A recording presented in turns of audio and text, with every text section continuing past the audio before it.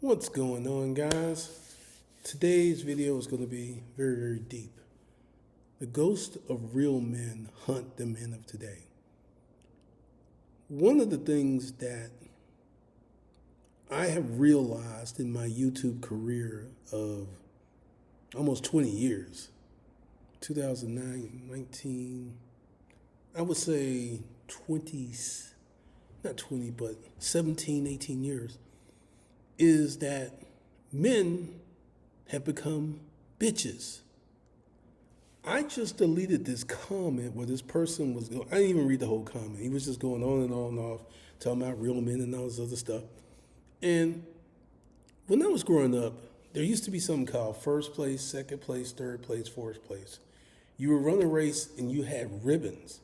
And if you ranked in the fourth place, you would get a fourth place ribbon. So today we've kind of gone to this, if you don't get first place, you've done nothing. And this has left a lot of men in that bitch persona. The men of today are not activity. I put up a video talking about why I want to be married, right? And there was nothing but fear. One person put a divorce lawyer is drooling. A divorce attorney is drooling on a happy couple getting together and getting married. So one of the things that I've come to realize is that men of today are not men. They're not.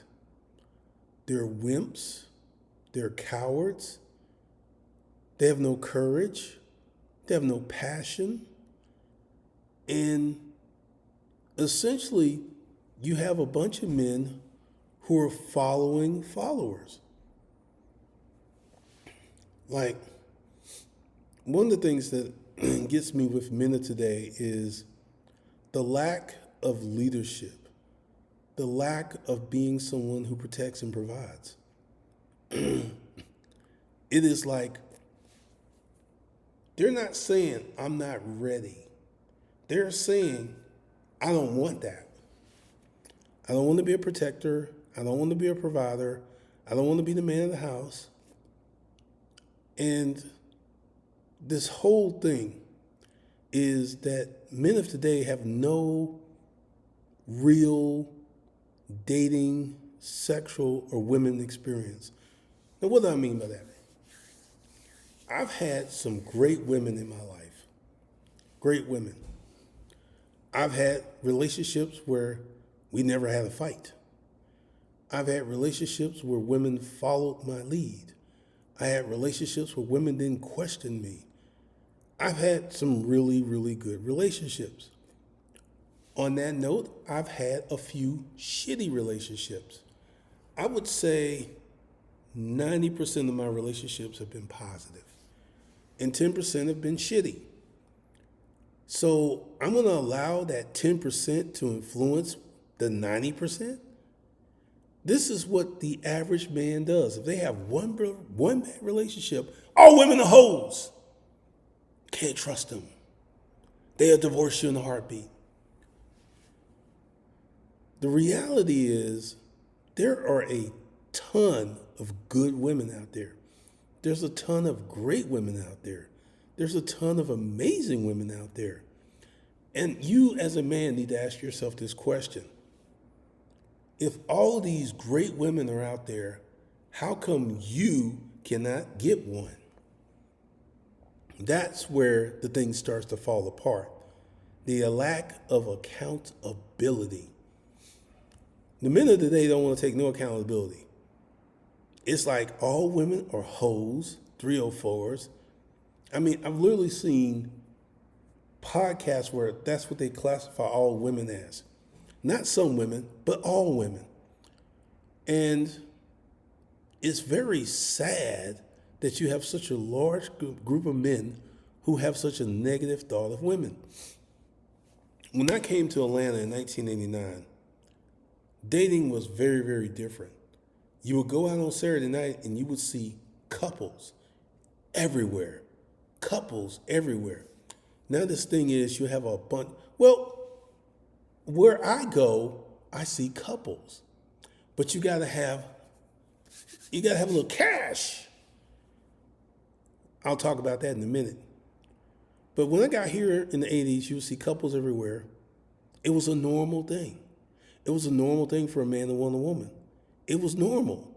Now we have this thing where I literally saw this cartoon on Facebook. It was a guy in his bed, sleep, and there was a bottle of lotion on the table talking about, I'd rather rub one out than to meet this chick. I was like, I have not masturbated maybe 20 years. Every time I want to have sex, there's a woman around. And I have not allowed my masculinity to be diminished because of bad optics. And many of you guys are about bad optics. So let's get to the real problem.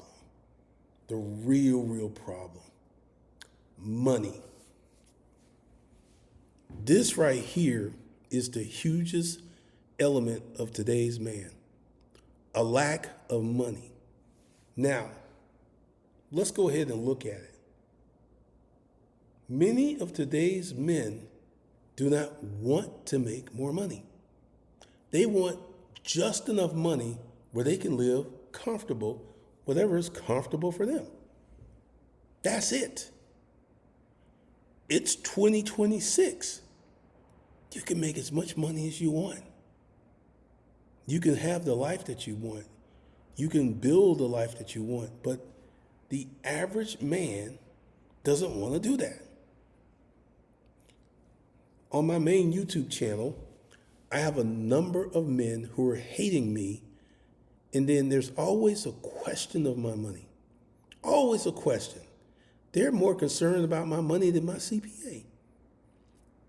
And it's always, well, he must be broke because he's doing this. He must be broke. Let me tell you what they're doing. They're wishing that I would occupy the same space that they live in. That's what they're wishing for. And, car rental business, it failed, right? After the car rental business failed, what did I do? I bought a brand new Porsche. I bought a brand new $280,000 car. Ordered it straight from the factory. But that's not talked about. Well, he failed in business. He must not be the businessman he is. Let me go ahead and tell you something. The vast majority of men in the YouTube lane do not have the proper intellectual tools, the proper business experience to actually evaluate me because they don't know what they're talking about. I had this one gentleman who was like, the jewelry business is going to fail just like the car rental business. I could compete with Glendon Cameron right now. Right? And then I made the videos like, come on, let's compete. Let's see you spend $15,000 to set up an audience, an office, buy jewelry, hire people, and you're not making a profit yet. Let's see you do that. See, the real men of today are talkers. They're not activists on anything. They don't go out and do stuff. They just sit and talk. This is why podcasts are so popular. This is why speakers are so popular, because instead of you putting it upon yourself, old outcast, get up, get out, and get something, they listen to the YouTube narrative, which often, much of it is created by broken men who refuse to heal. Now, let me go ahead and say something. If you're a broken man and bad things happen to you, that's normal. That's normal. What's abnormal is the refusal to actually seek help and to fix yourself. That's what's abnormal. Let's get to the money situation, because I had something that I put out, disruptive mail. I had someone ask me, do you still have disruptive mail? Nope. Let me go ahead and explain this. All of the old courses, I can't access them anymore. Think of it has gotten so strict because of scammers that all the information they need to open up one of those old courses, I can't get into it. So that's why I have my new courses and my new platforms. But people want disruptive male. They want the cheat code to have easy sex. That's what they're looking for. But here's where I made a mistake with disruptive male. And I'm gonna tell you, I made a mistake in one of my personal relationships that's bordered upon the same mindset. Number one, I said, build your economics first. First thing out of my mouth. Number two, work on your body. Number three, date submissive women. Number four, have sex. What they did is they leaped over all of that and went straight to sex. I had a woman who was living with me. This woman made $154,000, and I was paying all the bills. We had a chef, we had a maid. I paid all that, and I told her, "Hey, the money you would be paying for rent, just save that so you have something for yourself, right?" Did she save it? No, she did not. And then when we broke up and it was time to come and move out, she's coming at me for some money.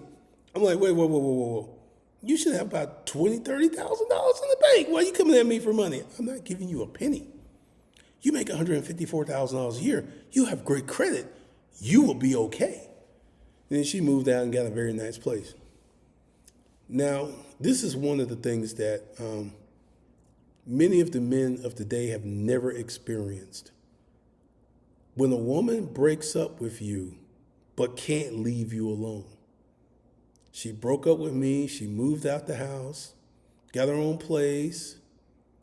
Then I get this phone call one day. Hey. It's like, what's up? How you doing? She's like, what are you doing tonight? I'm just sitting there chilling. Do you mind if I come over? This woman broke up, moved out, got pissed off, right? And she was like, do you mind if I come over? And I had someone else coming over, and I said, not tonight, I got plans. Then she sends me this text. And I'm going to read it to you. Because this is special. All right, so this is the text that she sent me. Last time I sucked your dick, your balls were empty. Look, if you're going to be giving away your cum, make sure I'm first in line. Make sure I'm the first whore, and you can fuck those other whores later. I need to be treated like a good whore because I love the taste of your cum. Do you understand me? This is the message I get from women who live with me, who moved out of my house, who got mad at me. So when I say that most of my experiences with women have been good, that's what I'm talking about. So this is one of the things that I feel that the average man doesn't have enough dating experience, sexual experience, and relationship experience. This is why when I put up the video talking about I want to be married, people are like, why? Why? First of all, I am not you. I don't live my life in fear. I don't run and cower. If I have a problem, let me give you a breakdown of the Craigslist days. When I first started doing Craigslist ads, the beginning was shitty. It was shitty. I would have people blocking my ads. I would have people, and I ran through what I would call the fat girl syndrome. In the beginning, I had fat girls answering my ads. You know what I did? I went ahead and fucked them. I had this conversation with Alan Roger Curry, and I told him, he said, see, you told the truth, and that's why you got better. And I got better and better and better. And then we moved from the fat girl stage to the hot girl stage to I started getting married women and all that kind of stuff through my writing ability. This is why one of my emails is titled, I write, I sell at gmail.com. So because I've had such a positive experience with women, I don't hate women. I like women and I respect women. But you don't, because you don't have these good experiences to reflect back on. You don't have women sending you texts like that. You just don't. So this leaves you in this empty spot of wanting, wishing, and hoping that you can have a better life. This is what the spot has put you into. This is where you are as a man. You're in this weak spot of no activity, no results, no money, not dating the woman you want to date. Years and years ago, and my friend, let me see if I can find her